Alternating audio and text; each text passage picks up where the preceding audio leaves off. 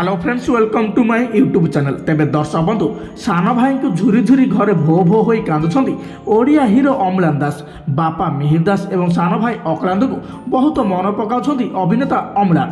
आपण मान तो जानिथिबे दर्शक बंधु, आज सकाल सकाल आम हॉलीवुड इंडस्ट्री को गोटे दुखदायक खबर आसी पहुंचीला। मिहिर दास सान पुओ अक्लांत दासଙ୍କର आज मृत्यु होईछि। मृत्यु बेलू ताकू मात्र 26 वर्ष बयस होइतिला। आपण मानक आमे कहि रखुछु जे गत एक मासरू अधिक समय धरी से लिभर जनित रोग पीड़ित थे।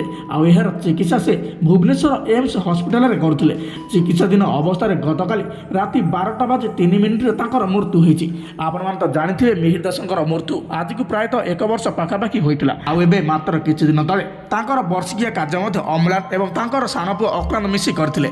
आई दिन ठार अक्लांत देह टिके खराब होता। आबे से भुवनेश्वर एम्स हस्पिटाल ट्रिटमेंट होती। एवं जहाँ सूचना मिली आपण मैंने शुणी मिहिर दास सान पुओ अक्लांतर मृत्यु हो जाइए। वियोग में भांगी पड़ते पूरा परिवार। अम्लान निजक सही पार ना निजे घरे भो भो हो कांदुंट। आपण मैंने तो जानते हॉलीवुड इंडस्ट्री जड़े आगधाड़ी अभिनेता होती अम्लान दास। आबे बापा और भाई मृत्यु से पूरापूरी भांगी पड़ते।